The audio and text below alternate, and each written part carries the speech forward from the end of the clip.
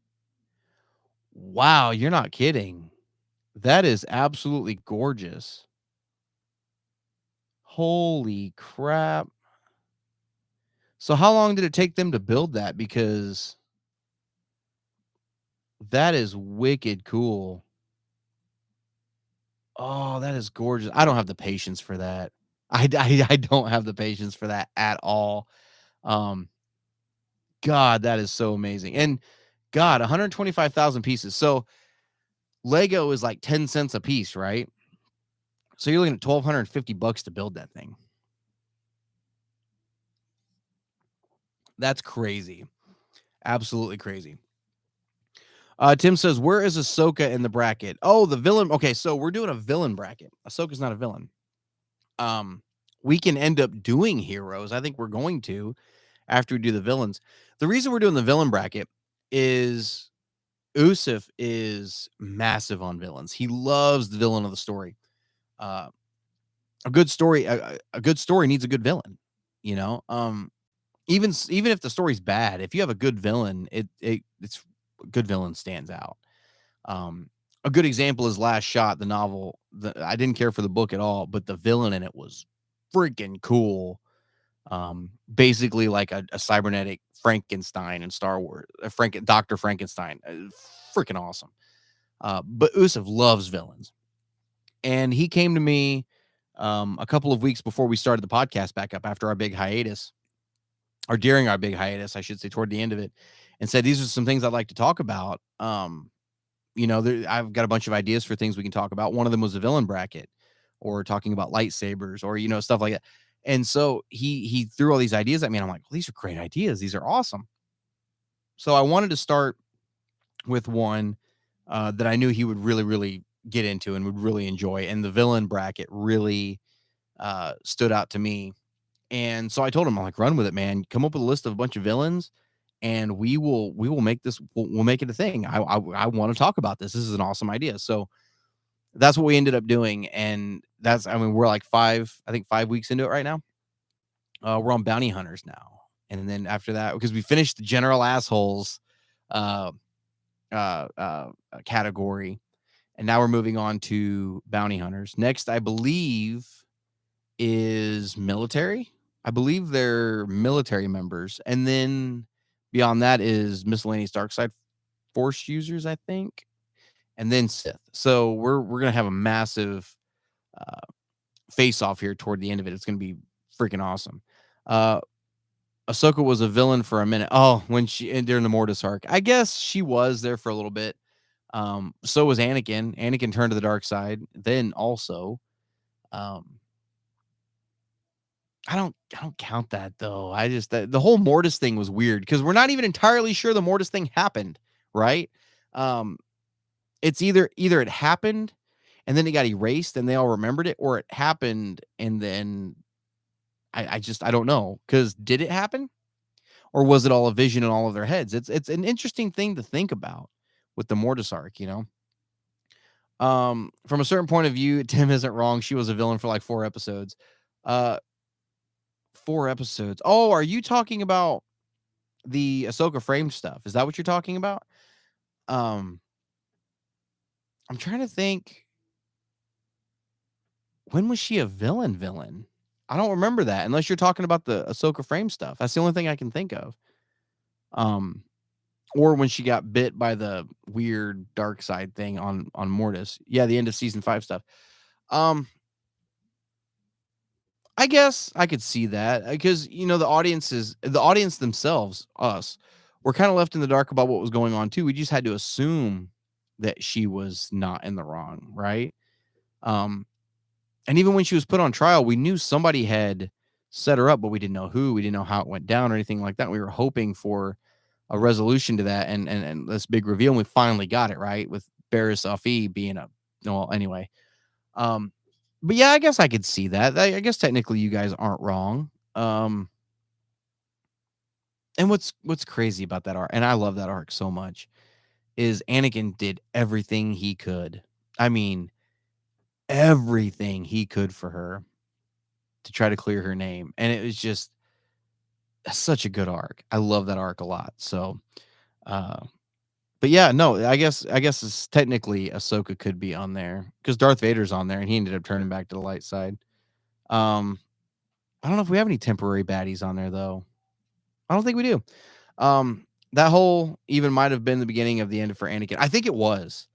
Um, I definitely. Well, I don't know if it was the beginning. I think the cracks in the armor were already there. Ahsoka leaving the order just chipped away at it that much more, because he said to her, I get why you want to walk away. I get it. He was already married to Padme. He already was questioning his duties, as a Jedi and that lifestyle. And so I don't know if it was the beginning of the end, but it was certainly early. And I do think it was a massive point in Anakin's life that pushed him over the edge. I think that was definitely had that not happened, I don't think it would have been as easy to turn him. I think you're absolutely right about that. Um, but yeah, no, it was awesome to see. So, guys, we've been going for like an hour, and I think we're going to hop off for right now. I do apologize again for no 11:38 gaming tonight. I had physical therapy right after work, and I had a long day at work. We're officially doing our merger stuff, so um, I think I'm going to hop off. And Kirsty and the kids were all at a concert at school, so they're all home now. I think I'm going to go up and spend the evening with them. Um, but I definitely appreciate you guys stopping in and hanging out with me for a little while. I really do. I'm glad you guys jumped on to talk for a little while. We got to test the camera out, and as long as everything still sounds good, I think we're going to be good to go for live streaming now. So, which was the big push. That was the whole reason of trying to do this tonight. It was a test run, really. So, I would say test successful. So, thank you guys for helping me out with that.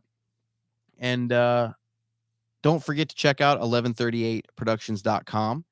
I need to go in and update the Canon timeline. I think I'm just a couple of episodes. I think I'm a couple of comic issues behind on the timeline. So I'm going to go on and throw those on probably tomorrow night. Tomorrow, I'm going to try to catch up on some reading also, and try to get to Queen's Hope because I really want to read it. Thanks for everything you do, man. I know. I thank you guys because honestly, without you guys tuning in and without you guys hanging out and talking and I mean, it wouldn't be anything, So it would just be me sitting here talking to myself, which is no fun, right? We want to talk to other people about Star Wars. We all love Star Wars. We all want to talk about it. So, thank you guys for tuning in and making this what it is.